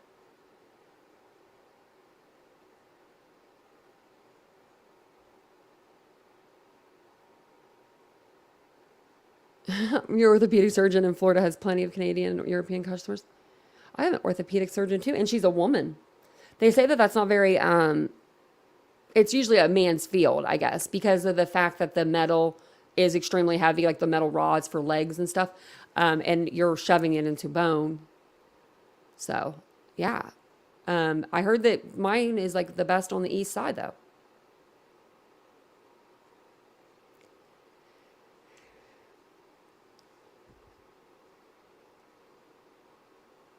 Google was Bryan. Obviously never went to my school. Google's my friend. Yeah, Patty, yeah. I think that there's two people in the true crime genre right now. I feel like, and it's every case. It's not Idaho 4. This happened with Kylie Rodney, Quentin Simon. It's happening in Idaho. It'll happen when more cases start going to trial, I'm sure. But you're either basing stuff on facts or you're running through the gate with the speculation train. Like you're on it, you're the conductor, and you're going all aboard. Like it's like we're all coming out, you know, the train's coming out. It feels like that. It feels like it. But, you know, I have noticed, and I will say this, over the last couple of days, and I have to say this, let me turn my camera on, because I want to thank you guys. Thank you. Thank you guys. Even though y'all have been here with me for a while, you know, to the new people, thank you. And to the old people, thank you. No, because I've noticed, like, I was bitching the other night, you know, because the channels that are growing so fast are channels that are, like, just, they're new. A lot of them are brand new. They just came in this case like just this week or last week or 3 weeks ago. And then they are putting out all this trash and they're getting all these views and like the subs. And then you've got people that are like work 8 hours, 10 hours a day for their live and they're trying to get all these facts and stuff. And it's like, what the hell? And then you have to like combat things. But I have to say, I can't complain. I really can't. My channel is growing. Like we are growing. We don't have to clickbait. We don't have to buy subscribers, views. I don't have a team. I have you guys. You guys have me. We do pretty good over here. So I just want to say thank you. And I want to say thank you for helping me. Because y'all help me a lot. Y'all really do. Y'all really, really do. Yeah, so I don't think that they went in Phantom to clean. I don't think that they did. I think that they just boarded it up and they were just like, you know. Oh, I don't know who that is. True Crime with Frank Meister. I don't know who that is. They didn't get a cleaning crew over there, and I don't know what they're going to do because I heard that they were going to clean it and then they're going to demolish it. So I guess you would clean it first, because if you're demolishing it, maybe that stuff can, when it's falling, I don't know, the debris can make it come into the air. I don't know. I know, Mandy Joe. I went from having 0 people in my chat to having people. People are here. So I'm going to go through this alibi defense really quick because I think it'll help us all get a better understanding. I got this off of Criminal Defense Lawyer, criminaldefenselawyer.com. So I went to, this is a defense lawyer talking about this stuff too. So this ain't a prosecution or a state. This ain't the prosecution or the state talking about it. This is a defense attorney talking about it. Because they're always kind of a little bias, I feel like. So hopefully there's no bias. Oh, the alien sighting? Yeah. What's going on with that? Oh, thanks, Gwen. I appreciate that. Yeah, we're not doing bad over here. I love it.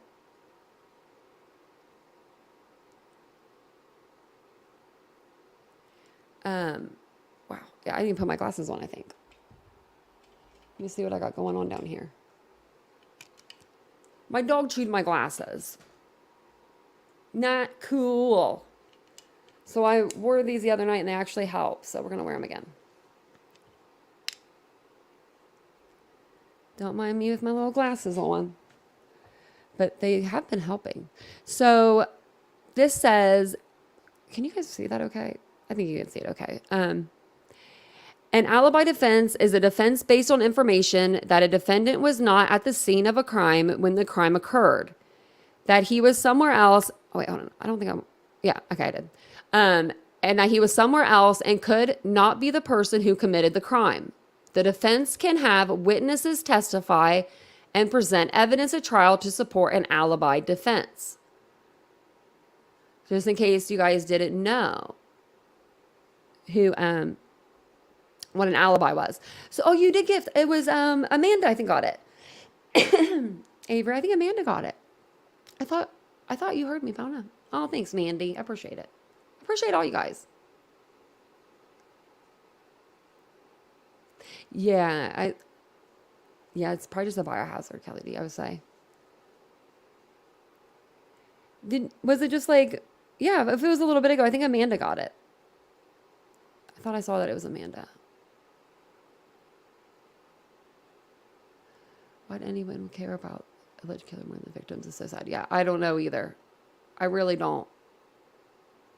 Huh. My models are great. So, because, Vincent asked me last night what an alibi was, and I didn't realize that some people probably don't really know what an alibi is. And that's because I told him, because he'll never need one.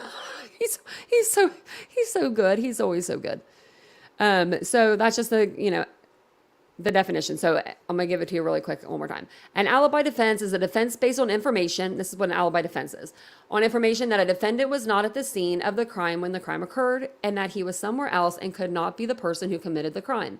The defense can have witness testify and present evidence at trial to support an alibi defense. Examples of an alibi defense. So these are going to be like little examples. If a man named Bill is charged with selling drugs to a minor 2 blocks from a school, Bill can present evidence that he was at work at a construction site at the time of the sale and therefore not the person who committed the crime.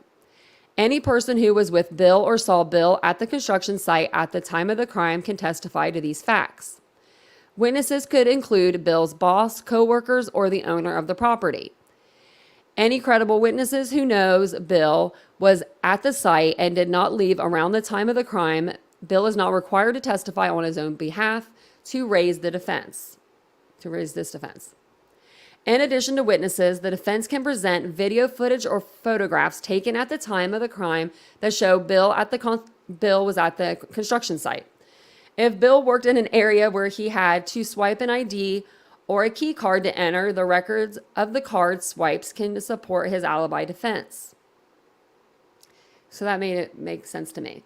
And then there's another one. If Sally is charged with breaking and entering a business at 11:30 p.m. one night, she can present evidence that she was at a party with friends or at a restaurant at that time. Her friends can testify about the party, and the defense can present videos or photos of Sally dancing at the party and at the time of the break-ins. If Sally was at a restaurant, the waitress or the restaurant employees could testify that she was at the restaurant for an hour or whatever length of time she was there. So just like kind of like with Bryan being, even if he was at home in bed, there is so much technology around us nowadays that, you know, or what about this on the flip side? What if he goes looking for his little alibi and a neighbor comes forward, or a neighbor has already come forward and said, I saw Kohlberger getting in his car 2 a.m. going towards, you know, I mean, he was getting in his car. Then it's like, okay, well, you know, then what? That's not going to work out. Here's some strengths and weaknesses of an alibi defense.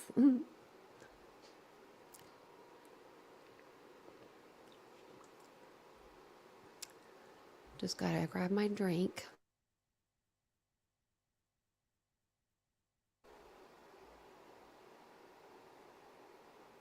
The story word problems aren't good for me. I know. I'm reading it's like I feel like I was reading it to like some like school folk. You know what? I always wanted to be a teacher when I was younger. It's kind of like I'm a teacher now. I bet Bryan Babe will try to give him an alibi. There's something that came out. I don't know where I saw it, but they're talking about Bryan Kohlberger supposedly had an Asian girlfriend. Okay. I don't think that that's true at all. I think that the Asian girl that they're thinking of is the girl that came out after the first girl. So the first girl, Brittany Hislop, that came out was all about I Love Bryan. There was a second girl. Nobody really knew about her. She came out. And she came out of like the woodwork, and she was Asian, and she was like, I love Bryan Kohlberger. And it was like, well, you know, what the heck? Like, who's this girl? And I remember her specifically. I remember her because Vincent, my boyfriend, is Asian. And I remember seeing this girl and thinking, oh my gosh, she's just Asian. I just, you know, I mean, that's what I thought. I thought Vincent's Asian, she's Asian. I think I showed him the picture. Oh, thanks, Avery. Oh, you didn't have to say that. Oh, thank you. I know you do. I love you. Oh, I loved your channel when you had one. And if you ever have a channel again, I'll be there for it. Well, there you go, Eddie. There's Eddie. Someone was asking, where's Eddie? There he is. Well, hello. He's got a little dancing person. Where's CEO? Did I see him come? The CEO in here? Where? Come on, wherever you are. America feels like a third world country. Why does he look so bad? My stepdad had a stroke and has feelings too. Looks like that. Oh, Brittany, she must be in the beginning of life. Yeah. No, he didn't, but he looks like it. His hand does. His arm and stuff does. Yeah. So the strengths and weaknesses of an alibi defense. If an alibi defense is based on witness testimony, the credibility of the witness can strengthen or weaken the defense dramatically. The jury or the judge deciding whether the defendant is guilty needs to believe and trust the witness who is testifying and the defendant was not at the scene of the crime. The defendant's friends and family members can testify about an alibi, but the jury or judge may order if these people would lie for the defendant or not, once you believe that he could be a criminal. If Bill, the accused drug dealer, was home with his girlfriend visiting his mother or out drinking with friends, these witnesses can testify, but there always is a concern that the jury might question their credibility because they are friends or family. This could weaken the alibi defense, although it does not mean the defense should abandon it. Well, no problem in this case here because his family's 20-some hundred miles away and he had no friends here. A witness who, and that's not me being mean, that's what people come out and said, they weren't friends with him. A witness who does not know or is not close to the defendant can strengthen an alibi defense. If the waitress at a restaurant had never met Sally before that night, the jury probably will see her as having no reason to lie for Sally and rely on her testimony more comfortably. Testimony from more than one person about a defendant's alibi can also strengthen an alibi defense. If 3 coworkers who have known Bill for for different lengths of time can testify that he was at the construction site. The defense is stronger than one based on testimony from only one coworker. 3 is better than 1. Video footage, photos, swipe card records, and phone or GPS records can be the strongest alibi evidence because this evidence usually does not depend on a witness being reliable or believable. So technology is more reliable and more believable. We tend to think that this type of evidence is more objective, that for instance, that camera doesn't lie. However, having this evidence does not automatically mean the prosecutor will dismiss the charges or the defendant will be found not guilty at trial. The prosecutor may question the accuracy of records or the data stamped on the video and try to present evidence or argue that the alibi is not airtight. So in some cases, they may say like those, when there's been timestamps and stuff on footage that's been like altered, they'll be able to tell that. And they'll be able to tell that because they have forensic people that do that for the defense and for the prosecution. On both sides, we'll check. An alibi and reasonable doubt, it says the fact that a defendant presents an alibi defense does not change the requirement that the prosecutor prove guilt beyond a reasonable doubt. The defense also does not have to provide the alibi beyond a reasonable doubt. If the jury or judge does not believe the alibi defense, the prosecution still must prove all elements of the case or of the crime beyond a reasonable doubt. In addition to providing the defendant was at the scene of the crime, the evidence in the case must prove all other elements of the crime beyond a reasonable doubt, that the defendant actually committed a criminal act. If the jury is not convinced of Bill's alibi, the jury cannot and is not required to stop there and convict Bill. Okay, I'm gonna read that again. If the jury is not convinced of Bill's alibi, the jury cannot and is not required to stop there and convict Bill. The jury must consider whether the prosecution has proved that Bill had illegal drugs in his possession and that he exchanged the drugs with the minors for money. Most states require, it says how to raise an alibi defense. Most states require that a defendant inform the prosecution before trial of an alibi defense within a certain time period. That's what Bryan Kohberger is doing right now. If the defense ignores this requirement, the defendant may not be allowed to present the defense at trial. If in any criminal trial proceedings, the defense must provide the prosecution with a list of witnesses who may testify at trial and a list of copies or physical evidence the defense may present. The prosecution is entitled to interview the defense witnesses before trial and inspect the physical evidence if a copy cannot be provided. If the defendant has an alibi, he usually must give the prosecutor separate additional notice of the defense explaining where he was at the time of the crime and what witnesses or evidence he will present to support the alibi. So that's what he's doing as of right now.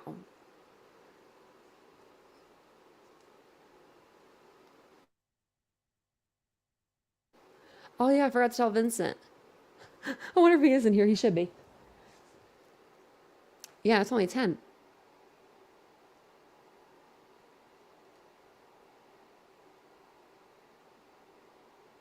But so I wanted to read you guys that because I thought that what kind of goes over alibis, alibi witnesses,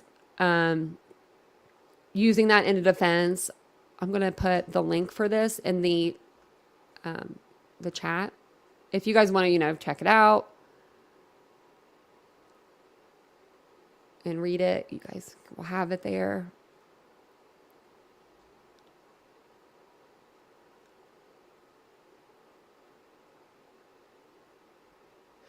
Patty Q, how does DNA get to the murder scene? In my opinion, he dropped his knife sheath there.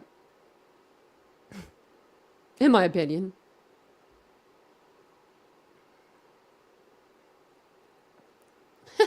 Oh no, BK took it to a trip to Bangkok, China. That might be maybe that's his witness or his alibi.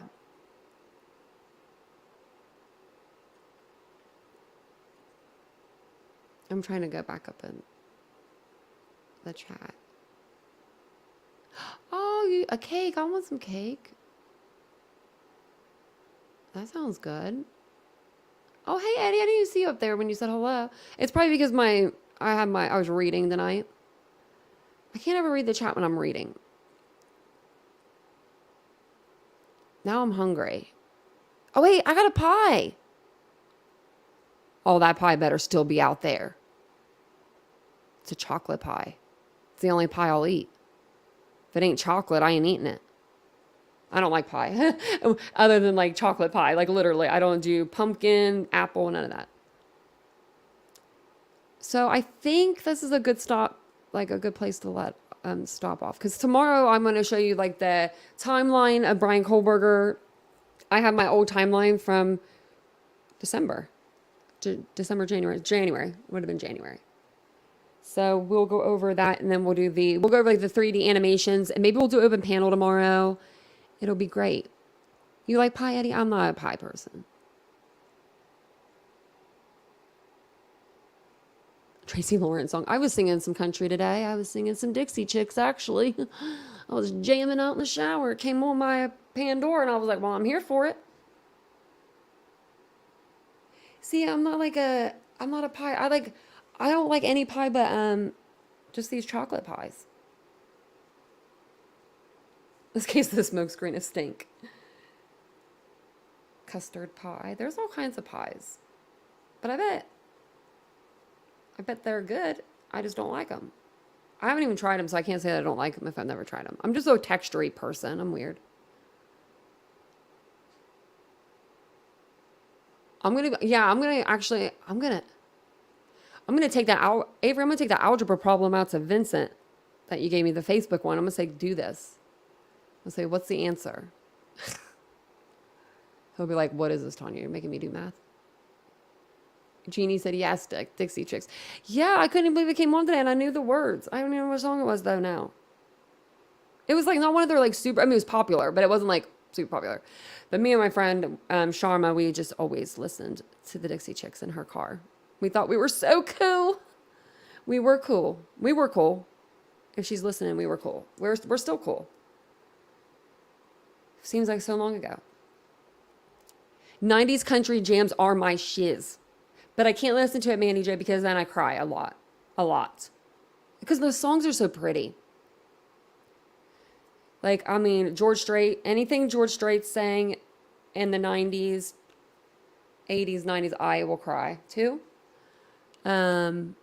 Even Dana Carter. Remember Dana Carter? The CD, Did I Shave My Legs for This? She sang the song Strawberry Wine. I cannot listen to that song to this day. My brother loved that song so much, and he's alive. He's fine, right? But I will cry when I listen to the song just thinking of my brother. Thinking of him like being younger and like, I don't know. I'm like, I get sentimental when it comes to songs. I'm like the biggest sap, guys. I can be so... I don't know. I can have my mouth about me, you know me, but when it comes to like songs, I'm getting my feelings. I get in my feelings. See, and I think what it was, Jeannie, I think the CD got stuck in my brother's truck, and so that's why we listened to it so much too. But him and his girlfriend, it was like their song or something when he was in high school. We're 9 years apart. He's 9 years older than me, and I remember that. So anytime I hear that song, it makes me sad. Straight Tequila Night. Oh, that's another goodie.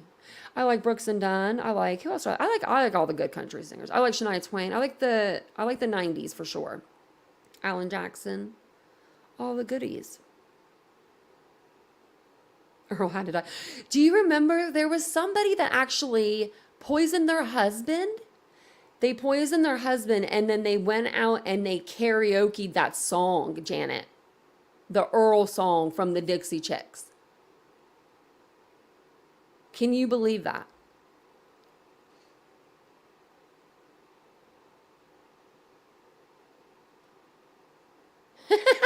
Summer singing it, that's funny. George Jones had been pulled over on a lawnmower getting beer.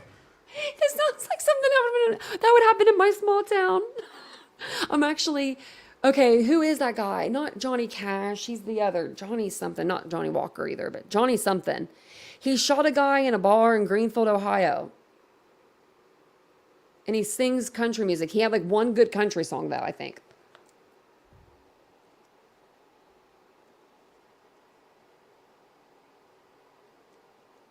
I got inserted in the song and messed my exit on the interstate.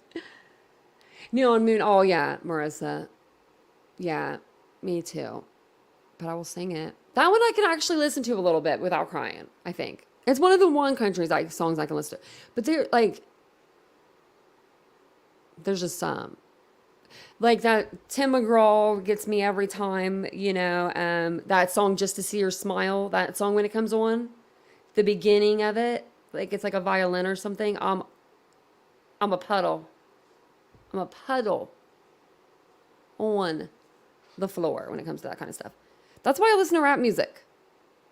That's where it's at. Rap is where it's at for me. Because, then it doesn't make me so sad. Oh, yeah. That's what you have to do. I missed your comment. See? You just have to... You really do sometimes. No, I saw it. Where I miss where you got so into the song you missed your exit. No, I saw that one. Did I miss a different comment? Oh, no. He's 5'5". Oh, okay. I know I see it. But he can't talk Delphi publicly because he's the fact-finding investigator. Okay. Well, let me know if... And nobody's seeing this in the chat right now. No one's hearing me. But if you could talk to me behind the scenes, let me know. We got voice changers and stuff. We'll call him Cave.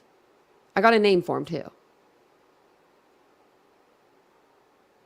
Harlot said, did you tag her? No, you just got to throw the bombs up there and just put my name in capitals. I always say, if you guys need my attention, because I am blind in one eye. And I'm going to turn the camera on for a minute so I can show you. So basically what I do is I use my monitor here, below the camera, and it's 32 inches. It's huge. Should have no problem. And then I have an iPad, which is pretty big, here for the chat. So, because I can see on this side. So I can't see really when I'm looking in the camera. I can't see the chat when I'm looking in the camera. But if I'm on another page and I'm reading you guys something, then I can't see the chat at all unless I look at the chat and the iPad. And that's why when we're having all these problems with the chat, I'm like, why is my iPad messing up on me? Me twerking? Oh no, me can't twerk. Maybe my 20s I tried. No, I never was really a dance. I mean, I dance. Okay, I can't say that because I did ballet, jazz, and tap. I'm more of I'm just a different type of dancer. I'm just different. You would love it. But I am going to jump off of here. I'm going to get some sleep in me tonight. I might come on and do a live in the afternoon tomorrow. I'm debating on whether to do it or not. I've noticed that people like to come on around noon. And I'm like, oh my gosh, people are on. Oh my gosh, Avery, thanks for the $2. She's like, I'm just going to blow my name up. We're going to have to give Avery her own little badge or something. Instead of the arm, she's going to have to get her own little thing. Give her a little money clip or something.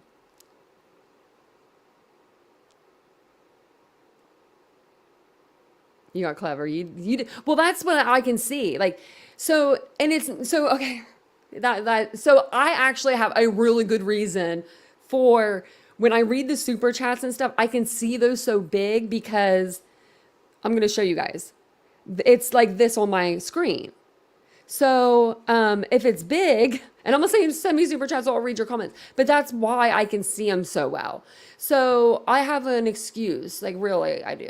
That's not me being picky or, because I'd read your guys' stuff. Oh, did I not highlight it? I thought I highlighted it. I'm so bad. Oh, drop it like it's hot. Mm-hmm. The song, it just comes into my head. Snoop.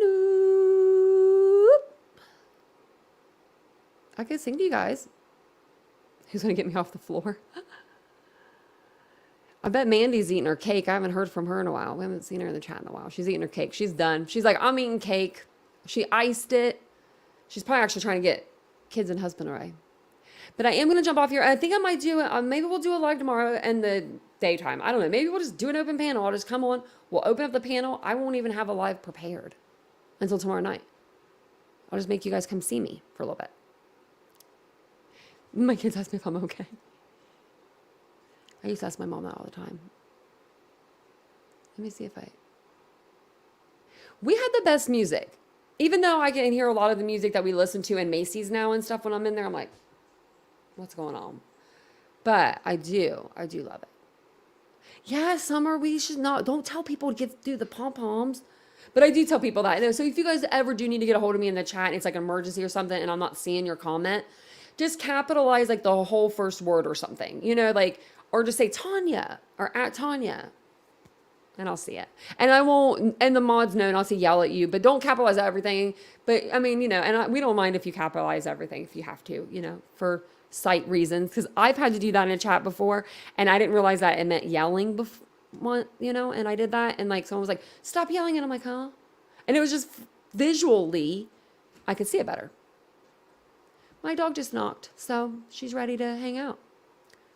Wonder where her dad's at. She just tried to open the door. It's so funny. We fixed it. Okay, so I'm gonna jump off here, but I'll see you guys all tomorrow on the live. Don't forget to like the video on your way out, subscribe to the channel, don't forget to do that, and hit the bell icon so that way you're alerted when I come online. I normally come on around 8:15 p.m., but we've been testing some stuff around. So also we're testing new thumbnails. So if you see like different thumbnails, that's why. If I'm on a thumbnail tomorrow, that's why I stopped putting myself on thumbnails back in the Kylie Rodney case, because I was smiling and someone said, what are you smiling about? And I'm like, well, that's true. So I stopped completely. So we're going to try it again maybe tomorrow. So if you see me on a thumbnail and you're like, why is she on the thumbnail? That's why. So love you guys. I'll see you tomorrow. Have a good night. Bye.